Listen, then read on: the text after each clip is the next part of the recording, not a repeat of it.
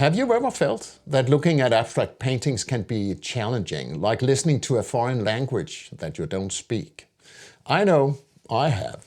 And for years I was looking for a secret code.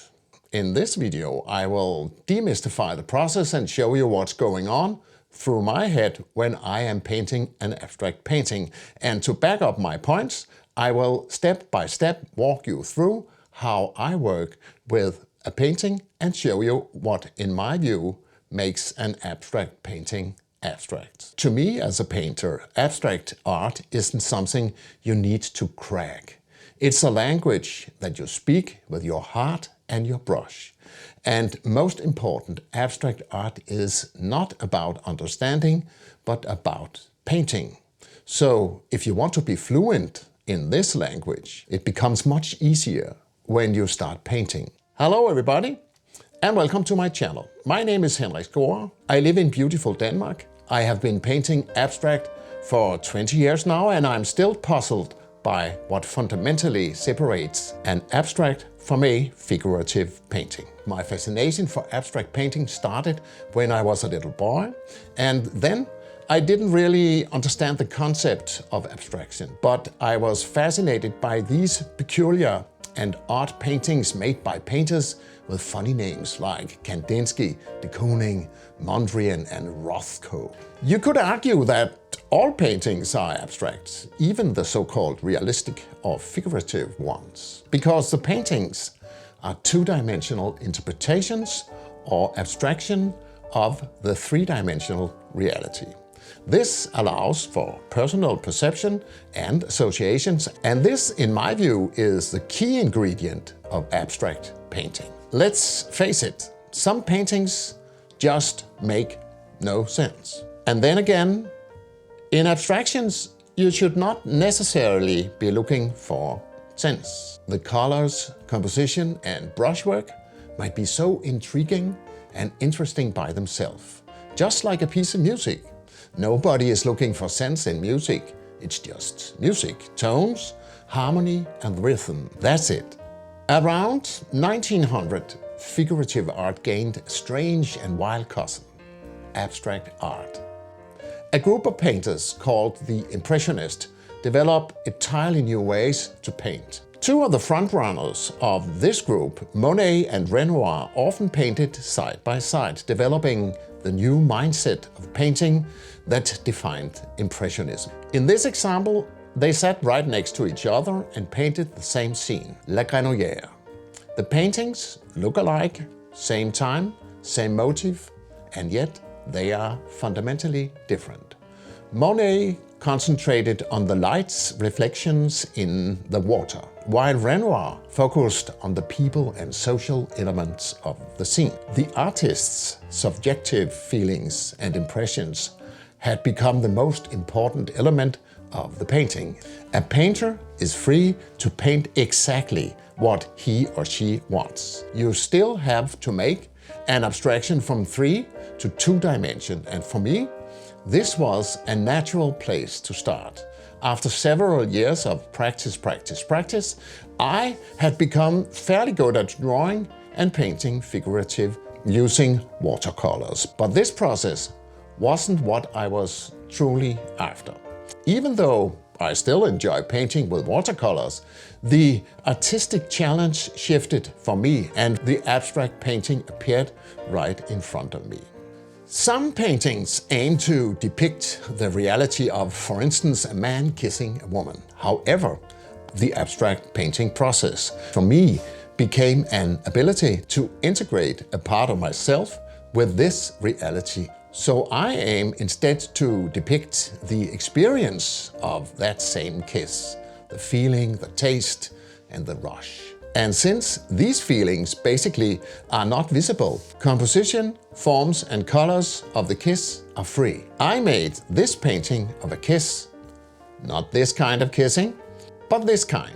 I told you in advance that this painting was about a kiss. If I had not told you, you might not have been able to spot it. So even though I did the painting, I don't own the conception of it. You do. Let's look a little closer on this abstract painting process that you really can approach in a billion different ways. I use several different myself. I often start my process on an idea. I choose a composition aligning the idea. Then I choose a format that is some kind of canvas, and then I start to paint.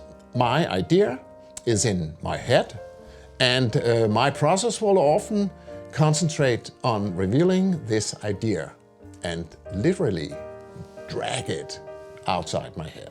For the painting in this video, however, I will paint a subject actually standing right in front of me.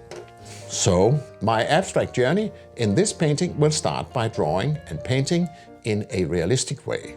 This nice flamingo flower. Even though my starting point is a flower and I will examine it for a long time, I'm not aiming to precisely depicting this specific plant, more the concept of it. Of course, you have to follow your own gut feeling of what's right for you. It's actually a good idea to know what you're doing, and I think I do.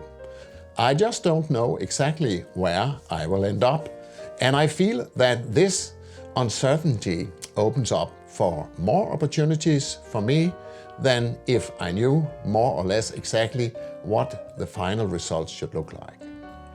You can add and change whatever you want to, even allow the process to completely consume the flower. The plant is only allowed in the painting in the first place to help me getting started.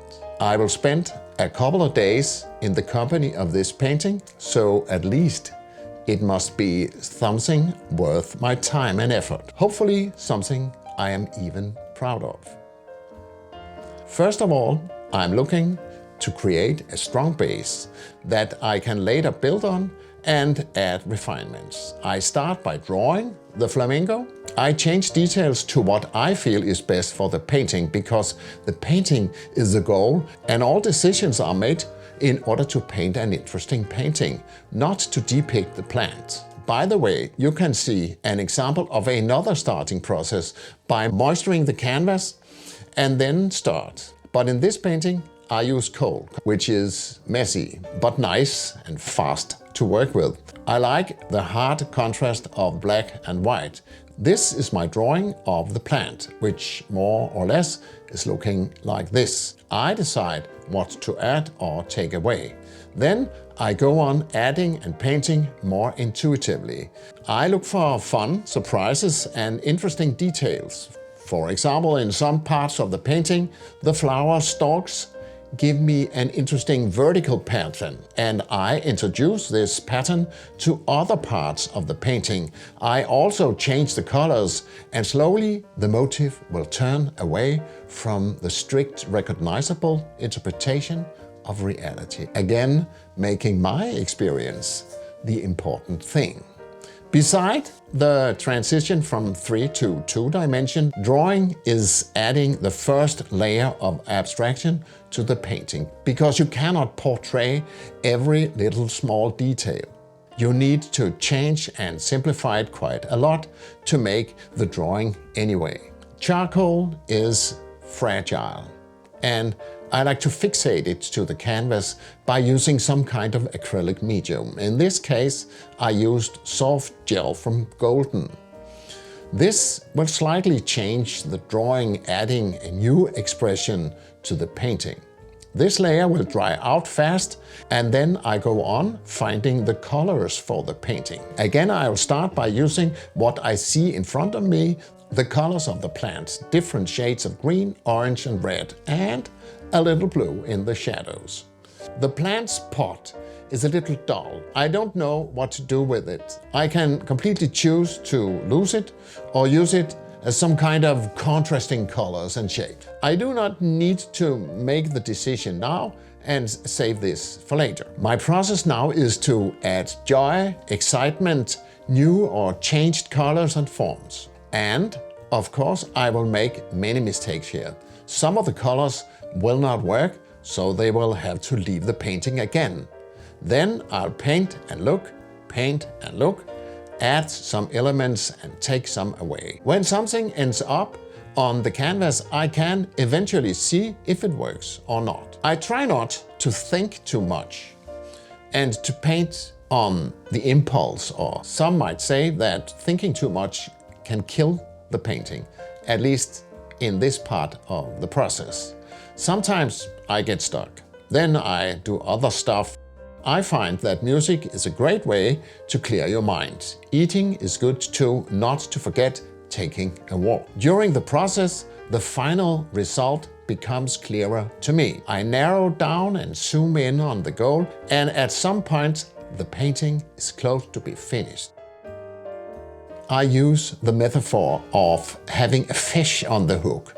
I got it almost, but I still need to be cautious. It's still fighting to get away. I need to get it up in the boat. Finally, here is the finished painting. Not the flower I started drawing, but a painting. It's abstract, but it has Ruth in reality. Most of it is me, and that's the way I want it. Maybe the shadows ended up too far from the structure of the plant. They make no sense. But then again, abstract painting is not about making sense. So I decided to leave the shadows just the way they are, at least for now. I take the painting away from the easel, frame it, remove it from the studio, hang it on a wall, and start working on another painting. Still, I go on looking at it, and after a while I will take it back to the studio, make changes, back to the wall, look at it again. At some point, this process will fade out. Nothing more to change. The painting is finished. Very nice.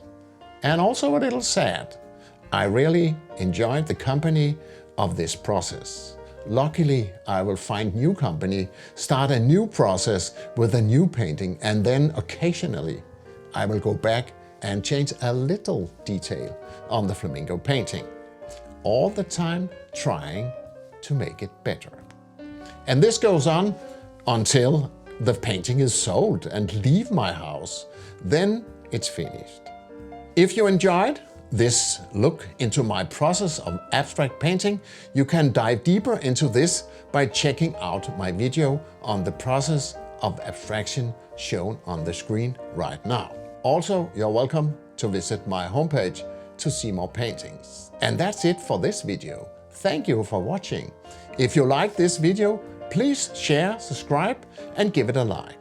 I look forward to reading your comments and suggestions below in the comment section.